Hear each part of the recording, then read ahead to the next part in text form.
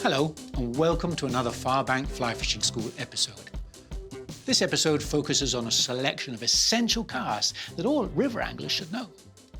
Some of the casts in this episode allow anglers to fish in situations that they wouldn't normally be able to with the regular overhead cast, while other casts create better ways to present the fly to the fish and increase the odds of getting it to eat. So, without further ado, let's take a look at some of the essential casts that all river fly fishers should know.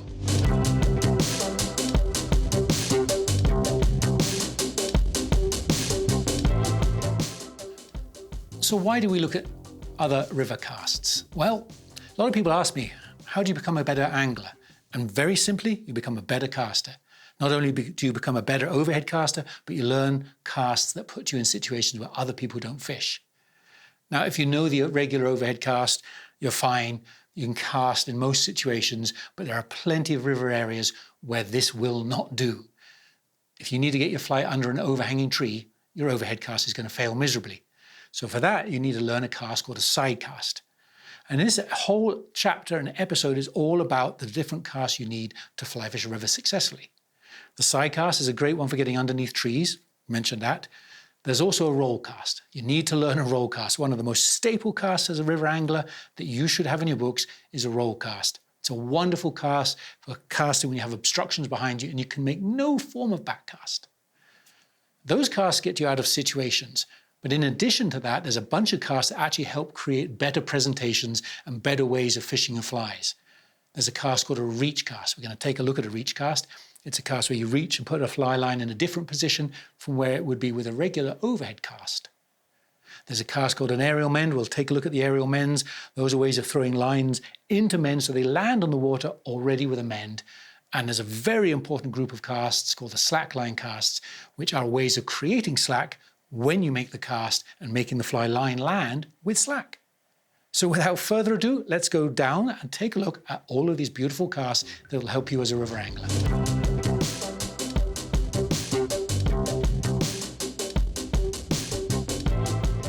The first of the essential other river casts I'm going to look at is a cast called the side cast. This is a cast that helps you get into situations where you can't get in with your regular overhead cast. As the name suggests, the side cast is a cast down on the side. Instead of making your overhead cast over your head, you're just going to make a cast side to side like this. Keep your rod horizontal, back and forth. That's what a side cast is. Now, why would you do a side cast? Well, anytime you want your line to go low, the side cast is vital. So it's really good when you have a tree overhanging a river like this. You make an overhead cast and try and get your line under that tree, you'll land on top of it every single time. In this situation, you want to get the cast low. So under that tree, you can see, do a nice little side cast right under the tree. That's why you use side cast. Now, the tree might not be in front of you all the time. Sometimes you're going to be fishing, say, upriver here, and the tree's behind you. So if you do an overhead cast, then you're going to hit the tree on the back cast. So here, even though there's nothing in front of me up here, I still need a side cast because the tree's behind me. So you're going to it's a great cast to keep that low. You want to practice this cast forehand, which is where you're casting normal style, like across your body like this. But also, hey, there might be an obstruction here. There might be a tree here. So I also want to be able to cast backhand. This is the backhand side cast. This is the forehand side cast. So again, you want to practice these casts so that you understand how to get out of any situation, because someday you will have a situation where you can't do the regular side. You need to do the backhand side. So those are the casts. To do the casts, well, let's see how you do it. First of all, your grip and stance are going to change slightly. Your normal cast, you hold your thumb on the top of the rod, the reel hanging down. With a regular side cast, the forehand side cast, you're going to turn it so your knuckles are down. The reel is facing the target. You're going to line your shoulders up with where you want to go. So don't stand open like this. Turn your shoulders to line up. And then you're just going to make something like a regular overhead cast on this sideways horizontal plane, and you'll get pretty good accuracy that way and a good control of that. When you want to do the backhand version, You're going to turn the reel around, so your knuckles are up, reel still facing the target, shoulders aligned with the target. You're going to make the backhand version the same idea, with that rod tip traveling horizontally. Really, that's all there is to it. You want to keep it horizontal. You want to make sure your rod tip does travel horizontal. Try and think of your rod tip being lower or parallel with the reel. You don't want to do this as a side cast with the rod high, because that won't give you a side cast. That will give you a kind of a 45-degree loop. It's a fairly short line cast. You're never going to get a lot of distance with it. And one of the cruxes of making a good side cast is the speed your rod travels. You have to have fairly quick, succinct strokes like this, because your line is so close to the water that it can drop into the water and take out all the energy. So you need to have fast casting. You can make side casts with about 10 feet of line, would look something like this. If I went to about 20 feet of line, the main thing I'm going to do, I'm going to change my speed. I'm really going to speed up this cast, because my line is still really close to the water, but it's longer. So I've got to have a lot more speed. So remember that as you change lengths of side cast, you do want to change the speed that your strokes develop. And really, that's the side cast. As I said, it's a very essential cast.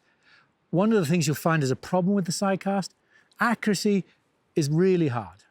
Sure, distance is a problem. You can't make long casts with it because the line is so close to the water, but accuracy is pretty hard. And you can imagine I'm casting to the camera. If I make a regular overhead cast like this, it's very easy to track straight towards the camera. But you turn that rod on a side plane, it's a lot harder. You're cutting across. So your accuracy does become more of an issue with the side cast. But guess what? You know what they say about practice? This is one of those things where you just practice. Practice your forehand, practice your backhand, practice at a target, get used to making your side cast and controlling your side cast, and soon you'll have a lovely cast you can add to your armory and be a more successful river angler as a result. And one more cast that falls into that same category of being able to get into new situations is a cast called the roll cast. So let's go and take a look at what a roll cast is.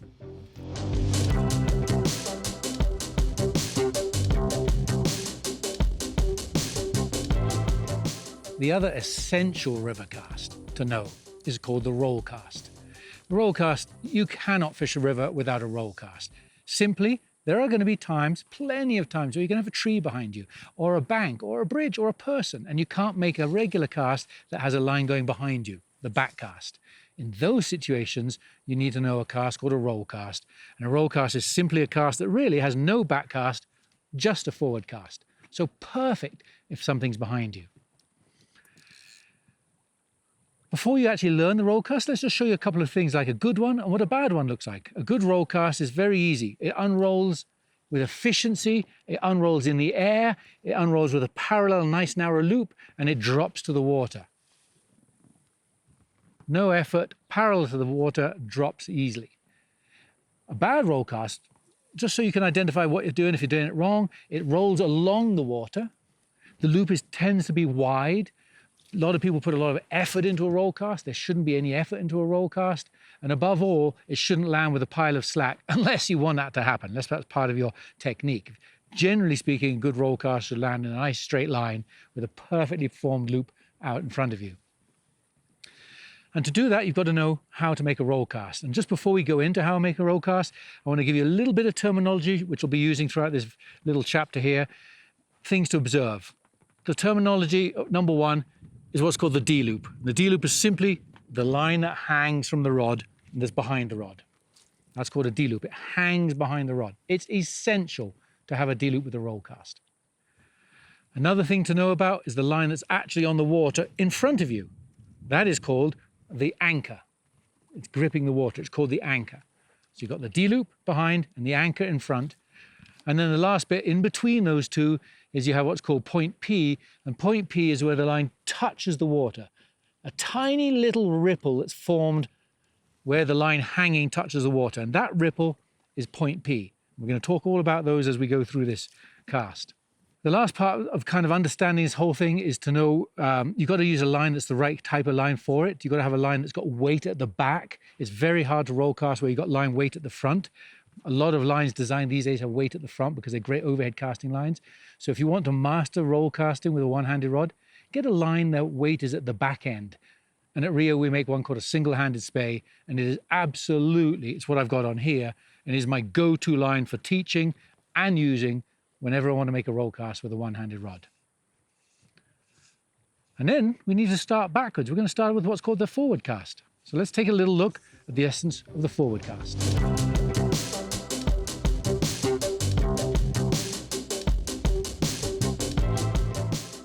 To make the roll cast easy to understand, I've wrapped the line around the rod here. I don't want you to focus on the line, I want you to focus on the rod. And very simply, a forward stroke is an important thing to get right before you even worry about the rest of the roll cast. Let's take a look at a good forward cast. The forward cast is always going to start from the key position. Key position is where your hand holding the rod is about level with your shoulder, and there's a little opening at your wrist here, a little gap. A good forward stroke has this long move, and then you close the gap with speed. Okay, here's good. And a bad one, kind of the one a lot of people start off with, they don't quite get the muscle memory right. As they come forward, the wrist starts closing, the rod starts rotating. So this is bad, and this is good.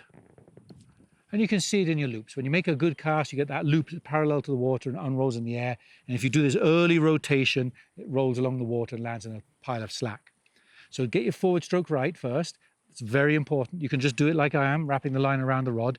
And once you've got a good forward stroke, the next thing is kind of build on that terminology we talked about, the D loop. The significance of the D loop is what makes your rod bend.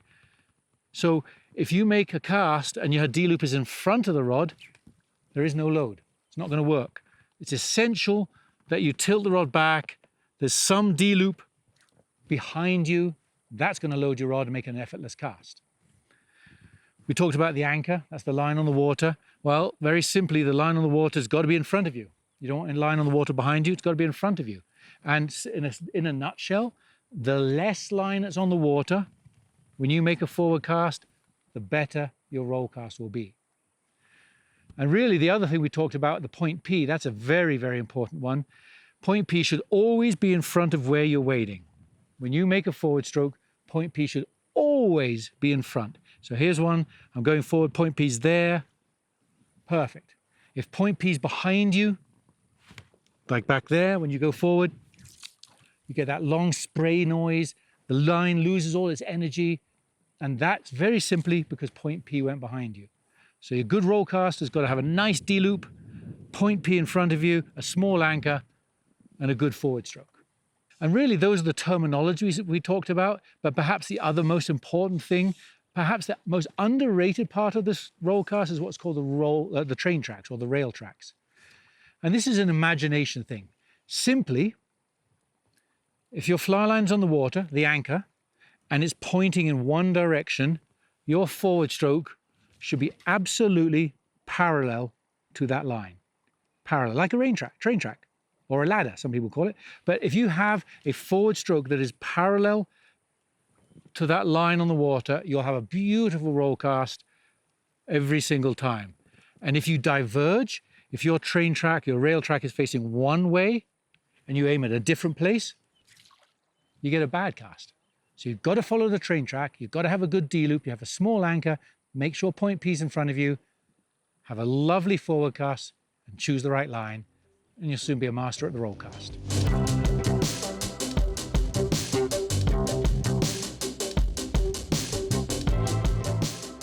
Those two are great river casts as a cast. It gives you up more space. But there's also some really neat casts to use as an angler that help you fish the water better, gives you more chance of catching a fish. And the first one of those we're going to look at is called the reach cast. And it's called the reach cast because very simply, you're going to make a reach. You're going to aim your cast at where you want the fly to land. And then when you make that last cast, you can simply reach your rod to one side. You can reach it to the right. You can equally reach it, and there are plenty of times when you reach it to the left. So that's a reach cast. You can see what happens is I make my cast and then I reach. And I'll come on to why you do that in a moment, but let's just look at how and the key things to do. First key thing is aim at your target. Really important. Sounds logical, but there's some of these casts you don't actually aim at the target. This one, you aim where you want your fly to land. You do need some slack hanging down. In terms of this cast, you're going to make your forward stroke, and then watch what's going to happen with my left hand. I'm going to let the slack go, and then reach. And the movement of the reach takes the slack up. That's essential. What you don't want to do is shoot the line and then reach, right? So you see the difference there. It's very important. You should release the slack and then reach. And a good little tip on that is, let's say your reach moves the rod 6 feet. I want to make sure I have 6 feet of slack hanging down. Okay, so I'm going to make that reach cast, the same one to the right here. Got my line lined up, aim at the fish, let the slack go, reach there. If I do that, my fly lands where I want it to land. If I've only got 2 feet of slack hanging down and I make a 6-foot movement with my rod tip, I'm pulling that fly back 4 feet, so I'm pulling it off the target. So the amount of slack is pretty important there. Good little tip to have is make sure you have enough slack to move that rod, whatever distance you're going to move the rod. So that's how you do it. Let's just take a look at a couple of situations now as why you would do it. And really there's 3 situations where I use this reach cast. The first one is a nice simple one, and you're fishing up a grass bank and you're casting along close to that bank because you're looking for some bank feeders. If you make a regular ordinary overhead cast, your line's going to land on the grass bank or land really close to the grass bank. And what happens is that reach cast, when you make that reach cast lands the fly where you want it to, but the reach takes the line away from the bank and away from the grass and the snacks. Very cool. Another option, hey, let's imagine there's an obstacle like a rock or a boulder or something there and there's a fish behind it. If you cast straight at that fish, you're going to line on top of the rock and snag it. And so the reach cast is another very useful cast. You aim at the fish, you make your reach, you shoot your slack, and you reach around the obstacle. So that's another great one. But perhaps the most used one of all is when you're fishing river and you get a little bit more advanced as a fly fisher and you're fishing in 2 different current speeds. For example, let's say you're wading up a nice fast bit of current and the fish are lying in the slower, and you cast your fly into that slower current. What you want is you want your fly to drift beautifully at the same speed as that slow current, but because you're standing in the fast current, that fast current zips the line out at the wrong speed. So in this situation, when you make your regular cast, you land it in the slow current and reach your line into the slow current, your line comes back at the same speed and your fly comes back at the same speed as the current, and it's much more natural for the fish. So that reach cast is a very essential cast. As I said, it's not more of a technical cast, but it's definitely a technical fishing cast. And that is an essential thing to add to your armor.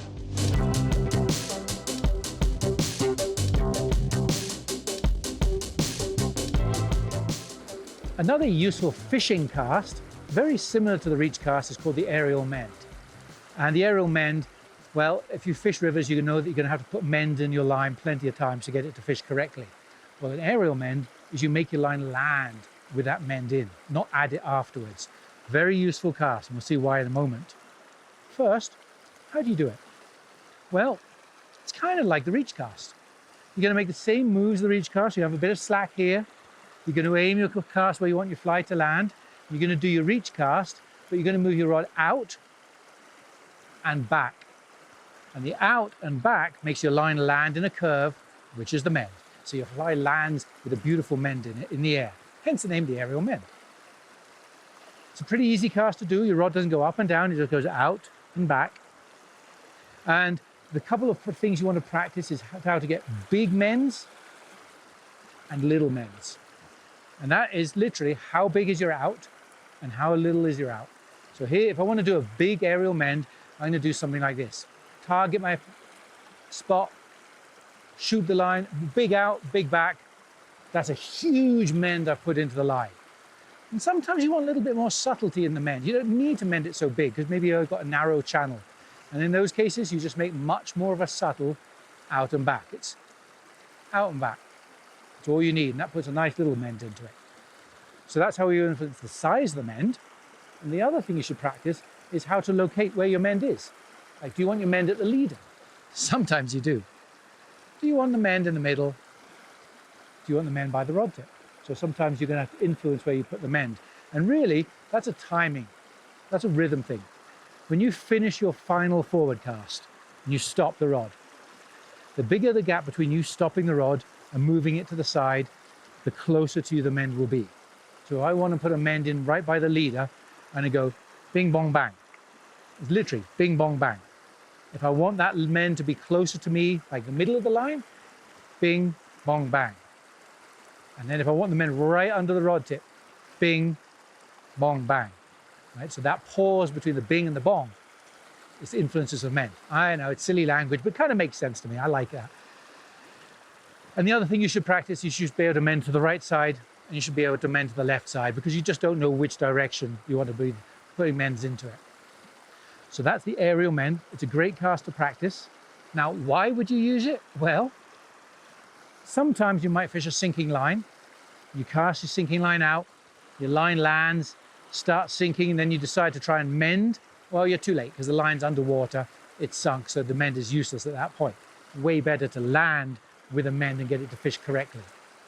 But the one I alluded to in the beginning of this episode was the tricky fish. If there's a fish really tight to the bank and you cast a fly at the bank and you let your fly land, the action of you mending after it's landed will drag the fly. It'll either scare the fish or pull the fly out away from the bank. Way better to make the cast land with the right mend in it so the fly lands and it's gobbled up by that big trout. And that is the cast called the aerial mend.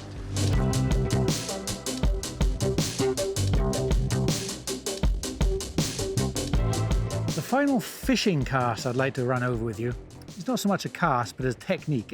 It's to create slack into your fly line when it lands. And there's a couple of reasons you want to do that. One is you're fishing downstream and you want slack so you get a natural drag-free drift. So you want your fly line to land with slack. You can also have slack when you fish upstream or across stream, across different current speeds. And when you have different current speeds, a bit of slack really helps your fly get a natural drift. So there are a couple of options when you're fishing where slack actually is a benefit. And there's lots of ways to put slack in. Perhaps the simplest way is the wiggle cast. And this is no more than a regular overhead cast that you do. You kind of make your false cast, line up your line with wherever you want to go. And then when you make your last cast, you're going to let the line go and move your rod side to side like this. And this side to side move here puts lovely S-bends in the line. The S-bends land on the water. The fly drifts beautifully until the S-bends have run out, and then you get drag. Very simple, creates a lot of slack. Excellent way of putting slack in for those downstream presentations. Another option is what's called the parachute cast. It's not essentially a cast, but it's an adaptation of your overhead cast again. This is one of my favorite casts. This one I probably use more than any other way of creating slack in my line. I love to fish dry flies downstream, rising fish, targeting them, get a drag-free drift over them. And for this, I use the parachute cast the most. The essence of the parachute cast, 2 steps. Step 1, you make a cast. You aim at your target, fish, rock, whatever it is. You lay your line down, but you lay your line longer than the target, but upstream of the target. And then the moment your line lands, you lift your rod up high like this and you drag your fly until it is straight upstream of the target. And now, as you lower the rod, that slack will allow it to drift straight over the target without any drag. That makes sense? So that's a nice, simple way of doing it. It does create drag. You could drown your fly, you could spook the fish, things like that can happen, but that's an easy way of getting the concept of this. Then, as you progress, you actually want to do all of that in one go. You want to make your overhead cast, you aim long, you aim upstream of the target, and as you make your last cast, you lift the rod before the line lands, and the moment the line lands, you do that same lowering here. And that lowering is giving slack, which gives you that lovely drag-free drift. What I like about this parachute cast is that when I lift my rod up to set the hook, I'm always on a tight line. That S-bend one, if a fish eats my fly when I've got lots of S-bends into it, it's very hard to set the hook because you've got to pull all those S-bends out before you set the hook. So what I like about this parachute cast is the fact that as I lower the rod, the same speed of the current there, lower, lower, drag-free drift, fish eats it, I can set the hook very quickly because up is tension. So that's a really neat little cast. As I say, practice the first version first to get the concept and then try it all in one go. You'll like that one. Another way of creating slack, not a cast, it's kind of a cheat. You just get an extra bit of tippet. You're fishing a 9-foot 5X leader, and if you tie on, say, 6 feet of extra tippet, make it a 15-foot leader. A long, very fine leader doesn't turn over and land straight and present itself with a nice straight line. It falls in a mess. Not always do you want that. That's why you don't tend to fish these really long leaders. But in this situation, when we're talking about creating slack, this is a pretty good cheat. So get your regular leader, 9 foot, 10 foot, whatever it is, add on 5 or 6 feet of really thin tippet, 5X or 6X. And when you make your regular cast, it's unlikely it'll turn over straight. So you get a nice bit of slack and a good drift. And then again, perhaps the last one, really another adaptation of the overhead cast. This is a good one to get slack right at the very, very end near your leader. And that is you make your overhead cast. Beautiful, lovely overhead cast, looking at your target. But on your last cast, instead of putting your forecast out horizontal, you're going to put your forecast up. And it climbs, and it stalls, and it falls in a pile of slack. Just what you want. Kind of looks like this. Make your regular cast, line it up. Here's my last cast. Aim up high. Beautiful pile of slack. Got a lovely drag-free drift. Boom, bingo. And there's probably loads and loads of other ways. You, as a successful river angler, need to know how to create slack in your fly line. You need to know when to do it and how to do it and how to control it. And really, that's it. Those are a few extra, very useful casts you can use as a river angler.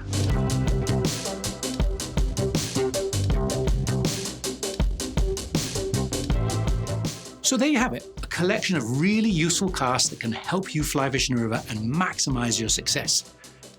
Hopefully you've learned enough in this episode to seek out slightly more difficult places to fish and approach these areas with confidence.